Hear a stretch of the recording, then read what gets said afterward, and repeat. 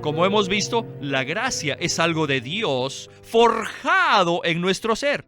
La gracia es que Dios le diría: Satanás, ¿no te das cuenta que yo voy a forjarme en ellos?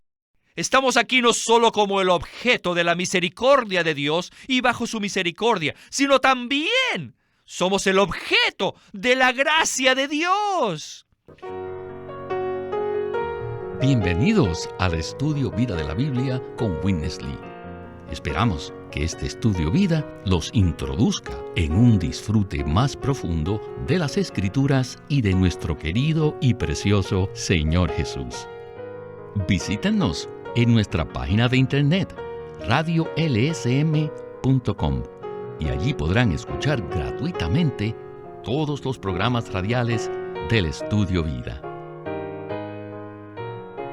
Y hemos invitado a José Luis Quiñones para que nos acompañe con los comentarios. Bienvenido, José Luis. Muchas gracias por invitarme. José Luis, después de haber estudiado las experiencias de Abraham e Isaac, en este estudio vida de Génesis 25, llegamos al relato de Jacob. Y pasaremos bastante tiempo, al igual que la Biblia, tratando con Jacob. ¿Por qué usted no comienza dándonos un relato de la vida de Jacob?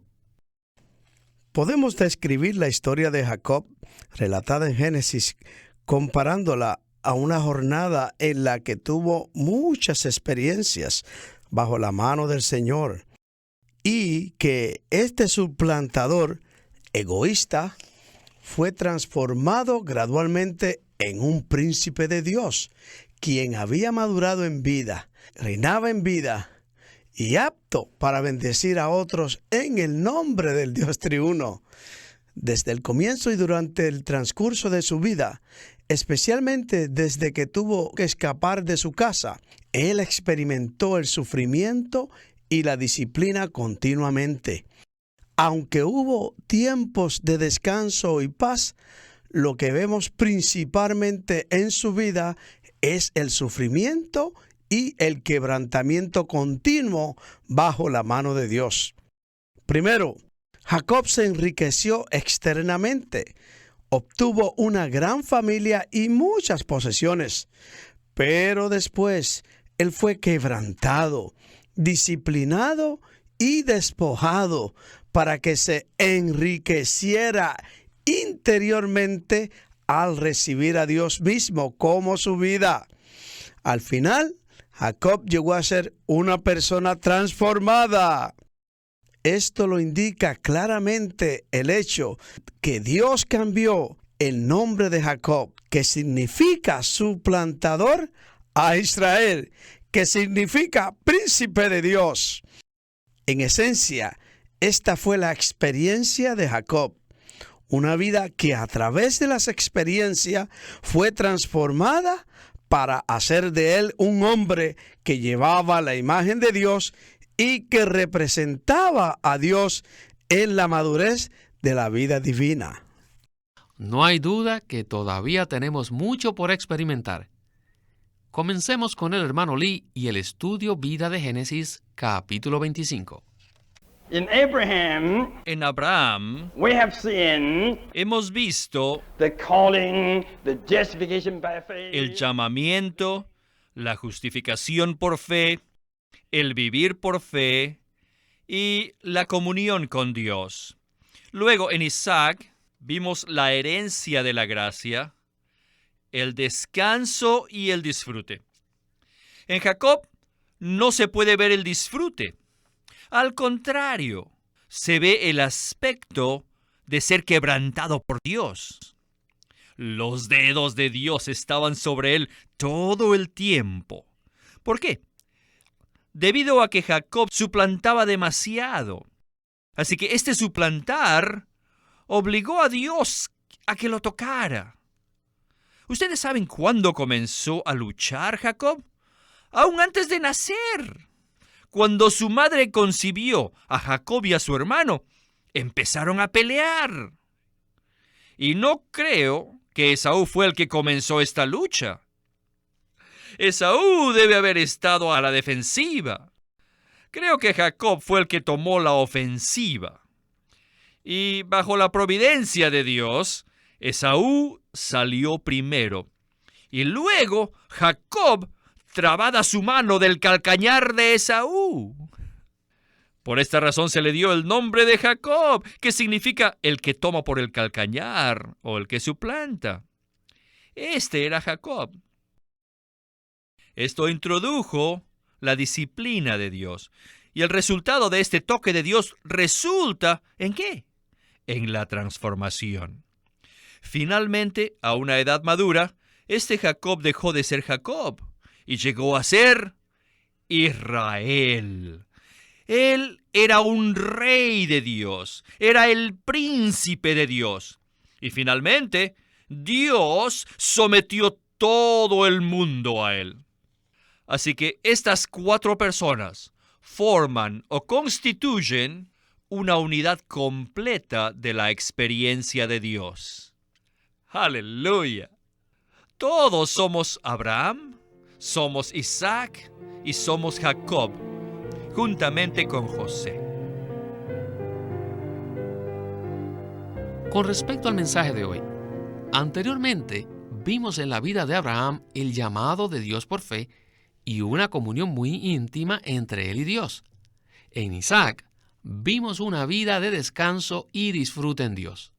Pero la vida de Jacob nos revela, al menos inicialmente, lucha, pelea y disciplina. ¿Qué aspecto de las experiencias del pueblo de Dios representa Jacob? Abraham representa la vida de uno que ha sido llamado, que ha sido justificado por gracia mediante la fe y que lleva una vida de fe. Isaac representa la vida de uno que recibe la bendición de su padre Abraham, que simplemente descansa y disfruta las riquezas de su padre. Jacob, quien experimentó el sufrimiento y el quebranto bajo la mano de Dios, representa algo muy particular en la vida de los creyentes, es decir, la experiencia práctica y real de la transformación del alma. Muchos queridos hermanos y hermanas en el Señor dan énfasis a lo maravilloso que es la regeneración, el perdón de los pecados y la justificación por fe, y anhelan que sus cuerpos sean transfigurados por la venida del Señor. Pero muchos pasan por alto que el Nuevo Testamento revela que es necesario que el alma sea transformada metabólicamente. Tanto la regeneración del espíritu como la transfiguración del cuerpo ocurren instantáneamente. Pero la transformación del alma, mencionada en Romanos 12 y 2 de Corintios 3, es un proceso largo, gradual e incremental. Y este es el proceso donde se puede ver la manera vivida en la vida de Jacob. El Dios de Abraham representa al Padre, el Dios de Isaac a Cristo el Hijo y el Dios de Jacob al Espíritu, el Espíritu que transforma. En cuanto a la experiencia corporativa del pueblo de Dios, Jacob representa a los que bajo la mano de Dios son transformados en su alma, gradual y metabólicamente, a fin de que cumplan el propósito de Dios, es decir, expresar a Dios por medio de sus almas y así ser aptos para representar a Dios, representar su autoridad en el reino. En resumen, Jacob nos muestra la transformación. Maravilloso comentario. Continuemos entonces con Witness Lee en este relato de Génesis 25 acerca de Jacob. First of all, Primeramente, in Jacob, what we could see lo que vemos en Jacob is he's being chosen. es la elección, God's selection. la elección que efectuó Dios. Let me check with you. Déjenme preguntarles, ¿creen ustedes que han sido escogidos? ¿Sí? How do you know that you have been chosen? ¿Cómo saben que han sido escogidos? Oh, Oh, several ones of you. algunos de ustedes dicen, sí, la Biblia dice así. Es bueno basarse en la palabra de la revelación divina. Pero quisiera oír algo de vuestra experiencia. ¿Cómo sabemos por experiencia que somos los escogidos? Porque no puedo escapar, me dijo. That's right. ¡Correcto! That's right. ¡Es cierto! This is a good answer. Esta es una buena respuesta. How do we know that we've been chosen? ¿Cómo sabemos que somos escogidos? Because we cannot get away. Porque no podemos escaparnos. Try your best to stay away. Haga lo posible por alejarse. Try your best to tell the Lord, I don't love you anymore. Dígale al Señor, Señor, ya no te amo. This is all. Y eso es todo. I'm through. ¡Ya estoy harto! You may say this, but the Lord will say, Puede decírselo, pero Él le contestará, you are through, but it's not up to you. ¿estás harto? Pero no depende de ti. You are through, I'm not through. Tú has terminado, pero yo no. Where shall you go? ¿A dónde irás? Shall you go to Egypt? ¿Vas a ir a Egipto? I'll follow you there. Yo te seguiré allí. I'll go there to wait for you. Si vas, te estaré esperando allá. No way to escape. No hay manera de escaparse. Les aseguro, no hay escape. Y esto claramente demuestra que somos los escogidos. ¿Cuándo? Antes de nuestro nacimiento. No depende en absoluto de nosotros. No crea que su salvación fue una casualidad. No, no fue un accidente, sino que fue el cumplimiento de la elección de Dios. Usted fue elegido, escogido, antes de la fundación del mundo. Es maravilloso. Jacob fue escogido. Jacob el travieso, cuya mano estaba trabada al calcañar, el suplantador, el ladrón, él fue escogido. Esto fue lo que determinó todo su futuro. Estos arreglos no eran de él. El origen era de Dios. No crea que usted está allí donde está por casualidad. No lo creo.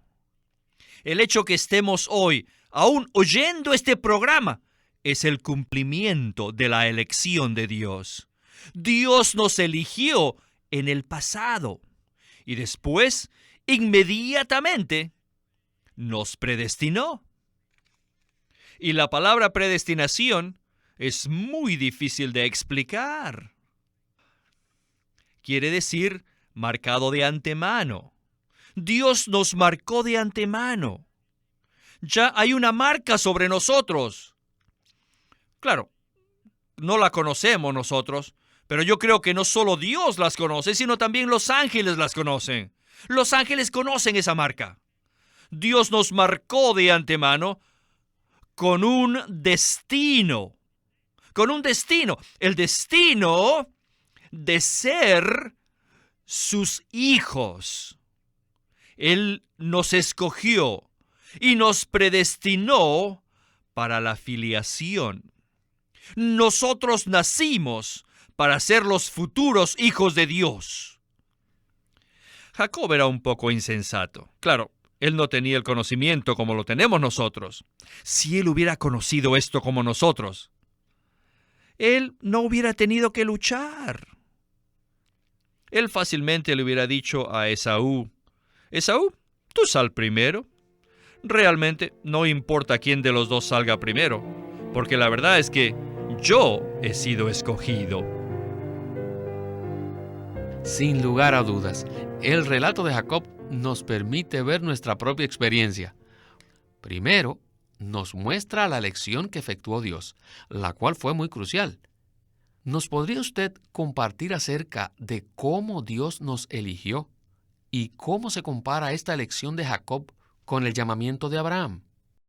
La elección que Dios efectuó se refiere al hecho de que nosotros fuimos escogidos por Dios en Cristo antes de la fundación del mundo.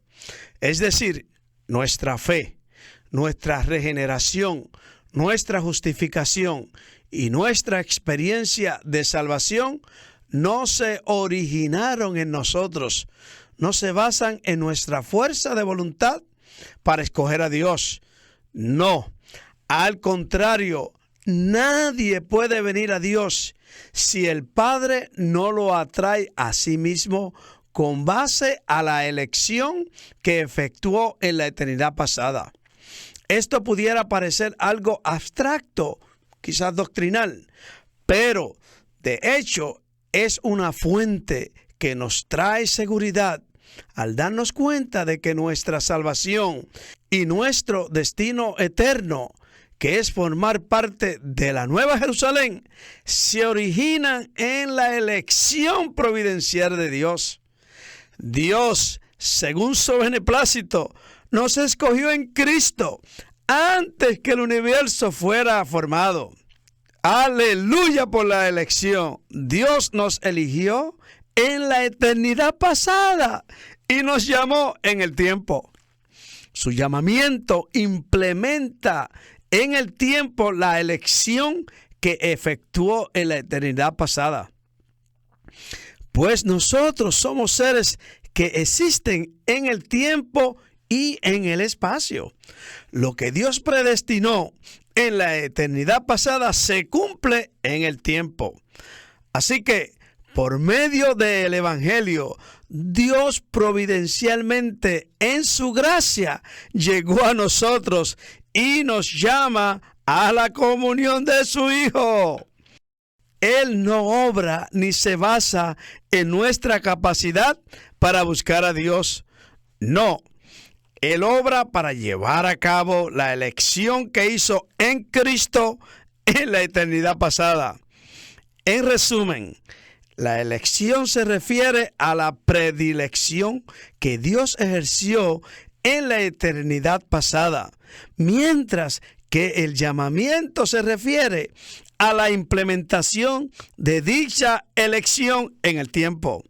Ser elegidos en Cristo depende totalmente de la providencia de Dios. Alabémosle. Amén. Nos da mucho ánimo ver que hemos sido seleccionados por Dios. ¡Qué misericordia, hermano! ¡Qué misericordia! ¡Qué gracia! Solo le podemos alabar. Continuemos con el hermano Lee. Paul in Romans 9 says, En Romanos 9, Pablo dice one mother que una madre conceived two children of one concibió 2 hijos de un padre, antes de que hubiesen ellos hecho bien o mal. ¿Ven? Dios le dijo que el mayor serviría al menor. Esto se le dijo antes que hubiesen hecho ni bien ni mal. Esto demuestra que el llamado de Dios, su predestinación y elección no depende de ninguna obra de nosotros. Si somos buenos o somos malos, esto no importa nada. ¿Comprenden? Antes de haber hecho bien o mal, Dios eligió a Jacob. En mi juventud, al leer el relato de Jacob y de Esaú, me compadecía de Esaú. Me dije, Esaú era mucho mejor que Jacob. Pero Dios dijo que aborrecía a Esaú y que amaba a Jacob. ¿Qué dirá usted? Tal vez diga, Dios es injusto. Oiga, no diga eso. No lo diga. Él es Dios. Él es el que hizo, el creador. ¿Qué puede decir usted? No depende de usted ni de mí, sino todo depende de Él. No depende de nuestras luchas ni de obras, sino de aquel que llama. ¿Acaso no tiene el alfarero derecho de hacer lo que quiere con el barro? Así que debemos darnos cuenta que nosotros solamente somos parte del barro. Dios tiene el derecho de hacer lo que quiera con este barro. Así que, ¿qué?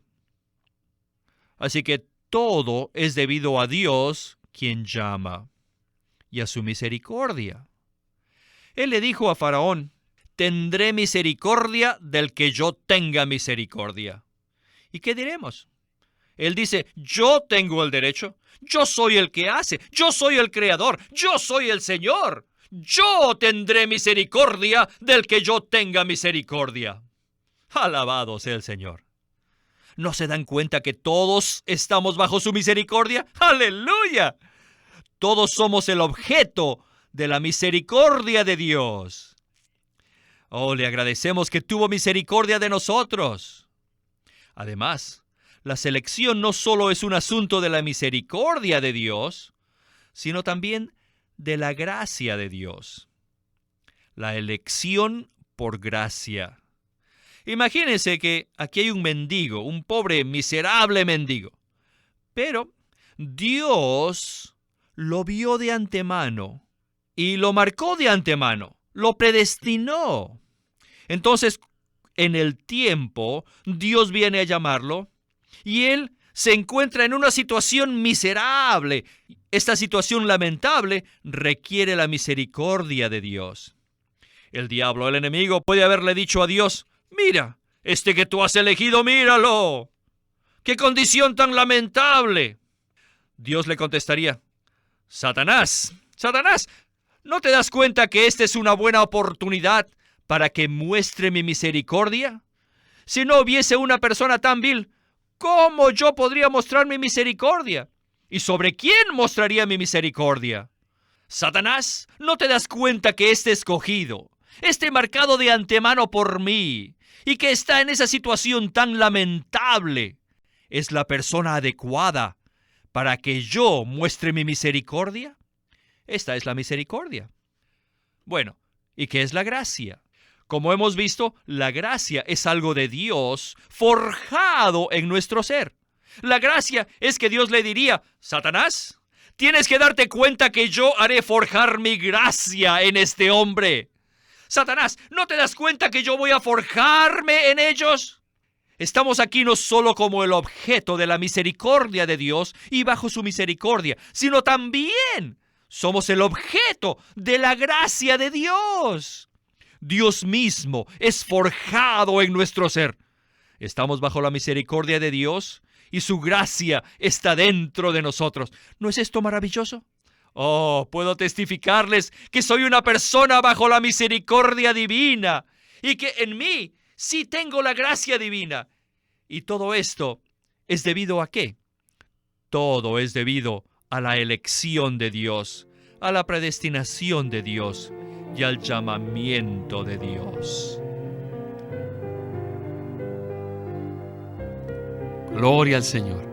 Creo que todos hemos sido impresionados con la elección que Dios efectuó. La historia de Jacob nos muestra vívidamente que nuestra elección no depende de nosotros, sino exclusivamente de Dios.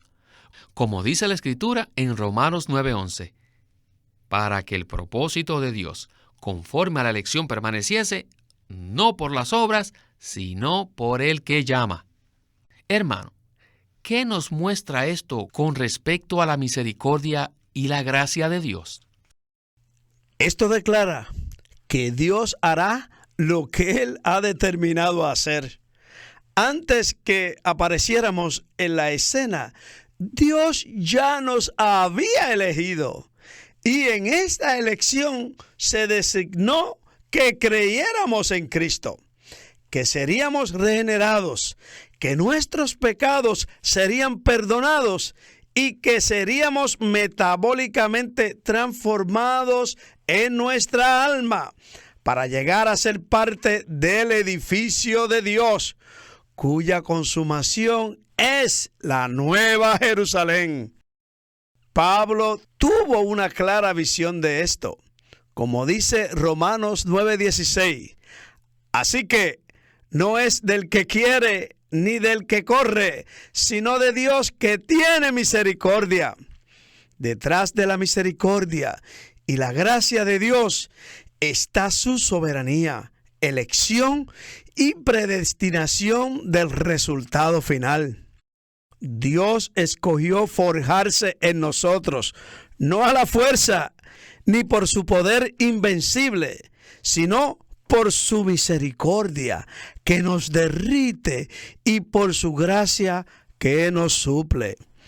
Tengamos la certeza que esta misericordia y esta gracia fluyen del trono de Dios, y este trono lleva a cabo la elección soberana de Dios. Por tanto, no podemos escaparnos de Él. No podemos frustrarle. No podemos derrotarle. Su misericordia, con su gracia, finalmente son irresistibles. Ellas nos someterán, conquistarán y ganarán, a fin que la elección de Dios en nosotros se cumpla para su gloria. Aleluya. Su misericordia nos derrite y su gracia nos suministra. Yo creo que hasta cierto punto hoy hemos sido derretidos y suministrados por este estudio vida. Muchísimas gracias por haber estado con nosotros y esperamos que vuelva muy pronto. Gracias, hermanos, por esta invitación tan gloriosa.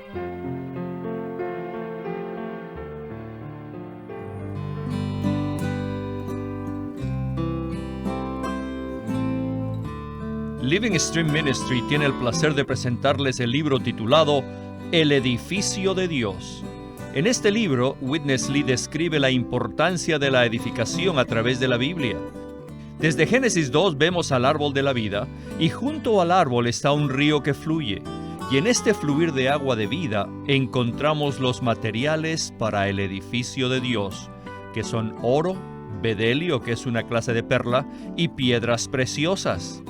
Y al final de las Escrituras vemos un edificio representado por la ciudad santa, la Nueva Jerusalén. Y este edificio, que tiene como centro la vida, está edificado con oro, perlas y piedras preciosas. Esto nos muestra que la Biblia es un libro de vida, y por otro lado nos muestra que es un relato acerca del edificio de Dios. El libro se titula El edificio de Dios por Witness Lee. Queremos animarlos a que visiten nuestra página de internet, libroslsm.com. Allí encontrarán los libros impresos del ministerio de Watchman Nee y Witness Lee, la Santa Biblia versión recobro con sus notas explicativas, y también encontrarán folletos, himnos, varias publicaciones periódicas y libros en formato electrónico. Por favor, visiten nuestra página de internet, libroslsm.com, o llámenos a nuestro teléfono gratuito 1-800-810-1149. Además, si desean, pueden comunicarse con nosotros enviándonos un correo electrónico a estudiovida@lsm.org. Una vez más, estudiovida@lsm.org.